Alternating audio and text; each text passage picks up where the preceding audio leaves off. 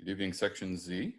We are continuing with our study of easements, and tonight we're ready for a case about the scope of easements. So we're going to take a look at page 519, where the authors have the case of Brown versus Voss.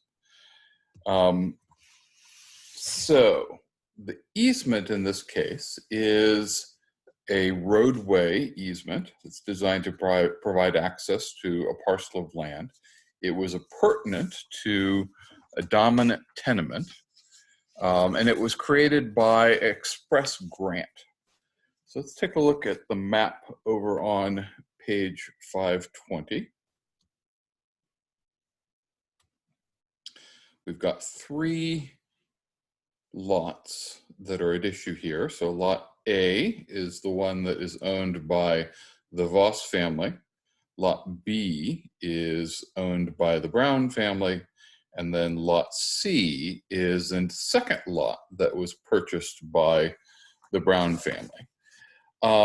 So the dispute here, the owners of lot B have also purchased lot C, and they are trying to construct a home that is at least partially on lot C, and the construction equipment and trucks and everything that is trying to get to the construction site is coming over this easement down here that crosses lot A and then lot B, and they're going to construction site that is at least partially on lot C.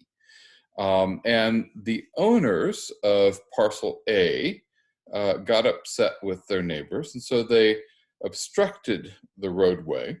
The plaintiffs, the owners of parcels B and C, sued to establish the right to continue using the easement. The defendant, the Vosses, sought an injunction claiming that they could not use the easement to access parcel C. So one point to note here is that the current owners of lot A, the Vosses, were not the ones who created this easement. They bought the lot with the easement already in place. It was created by their predecessors entitled.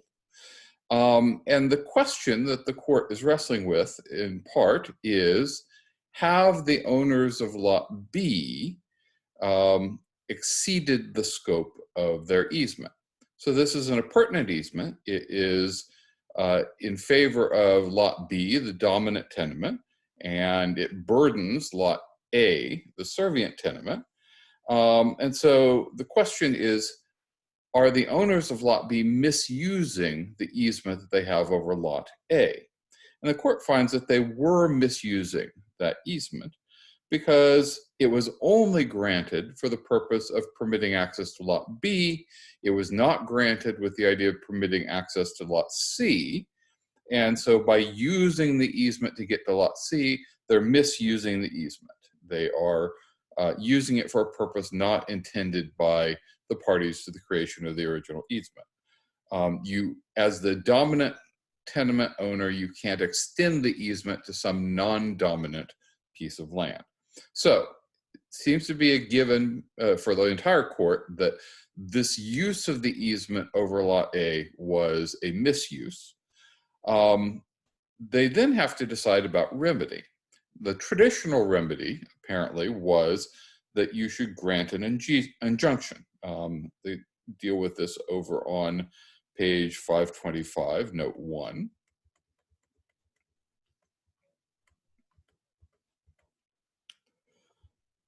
According to the traditional rule, still followed in most jurisdictions, an easement may not be used in connection with a non-dominant estate, and any such use is subject to an injunction.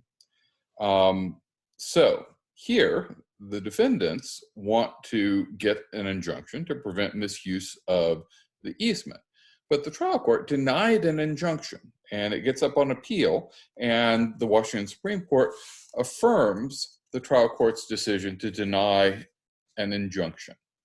So why does the Washington Supreme Court not follow the traditional rule advocated by the dissent that you should grant an injunction in a case like this? Well, it goes back to this idea that an injunction is equitable relief. And so a court deciding whether to grant an injunction can weigh the equities and make decisions about whether the injunction is appropriate on the facts of the particular case. And so here there are circumstances that persuaded the trial court that an injunction should be denied, and the appellate court decided that the trial court had not abused its discretion. First of all, there was no increase in the burden on the servient tenement from the misuse of the easement. So if you go back to our map up here on page 520,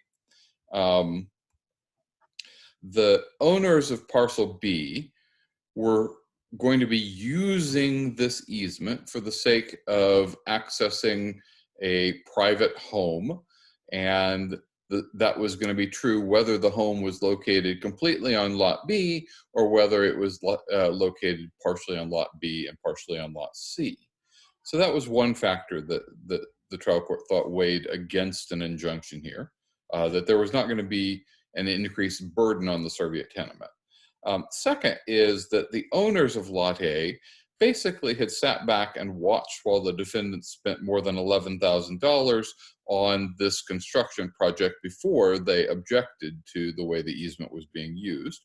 And so that's almost a little bit like it has overtones of estoppel. They by not objecting, maybe they lulled the owners of Lot B into relying upon their acquiescence or something, and they should have acted earlier if this was going to be a problem. And then the trial court also believed there would be a substantial hardship to the owners of Lot B if an injunction was granted, although it's not clear exactly what the hardship would be apart from the fact that they wouldn't be able to misuse it by getting to Lot C.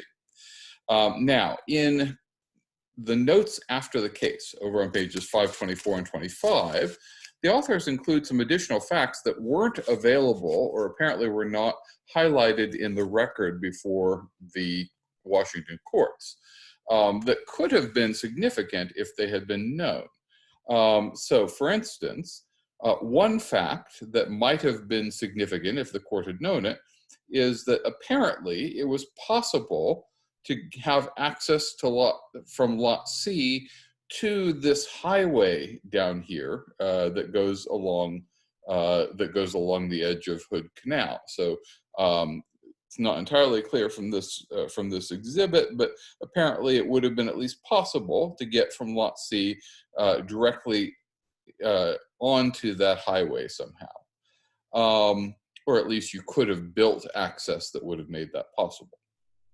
The court was also told that the house that was being built was going to straddle the line between lots B and C. The professor who wrote the article after investigating the case went up and looked and said, well, actually there was what looked like it might be a building site completely on Lot C. And so it may well be that they're planning to build their house on Lot C and not have any of it on Lot B. And at least arguably, if you kind of read the facts that are listed after the case, maybe the Vosses acted, or maybe the Browns acted a little bit arrogantly. Maybe they assumed they had legal rights that they didn't really have, and so they kind of dismissed the Vosses' claims, and the Vosses' attorneys, of course, didn't let them put any of that, the information about how neighborly they were trying to be or whatever into the record. So maybe those are facts that might have swayed the court if they had those available. Now, go down to note 2 after the case on page 526.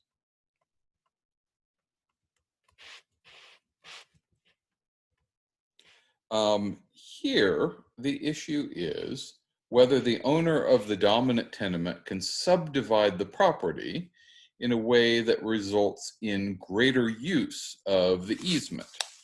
And the restatement takes the view that you can change the use of the easement in order to accommodate technological changes or to permit normal development of the dominant tract. And that normal development might be something that changes over time. Related issue, maybe, note 3 on page 526. Can the owner of the servient tenement change the location of the easement in order to make it easier to use the servient property? The authors tell us the established rule is that the location of an easement, once fixed by the parties, cannot be changed by the servient owner without permission of the dominant owner.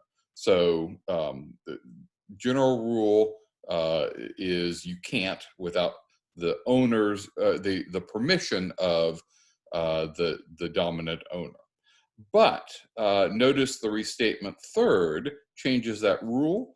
It says that the servient owner can change the location of an easement at his own expense if the change doesn't significantly lessen the utility of the easement, increase the burdens on the owner of the easement in its use and enjoyment, or frustrate the purpose for which the easement was created.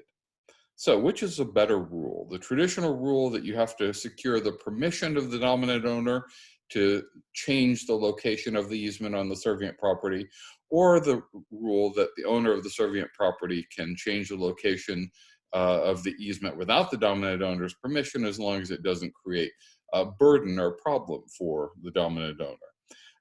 The restatement drafters say that they think this is kind of the flip side of the rule that allows development of the dominant tenement in a way that might increase the use of the easement. They think similarly, if you can make changes that increase the value of the dominant tenement, even though there might be some impact on the easement, they think the servient owner also ought to be able to make changes that increase the value of the servient property, as long as there's not an excessive burden on the dominant tenement. Finally, with respect to scope of an easement, note 4 on pages 526 and 527 points out that the scope of a prescriptive easement is narrower than the scope of easements created by other means. And so the uses that you make of a prescriptive easement have to be consistent with the kind of uses, at least in general, that were happening when the easement was created. So if you created an easement by walking over somebody's property, then if you get the easement by prescription, you're not allowed to later drive over the property as a result of the existence of the easement. Good stopping point. We'll talk about termination of the easements in our next lecture.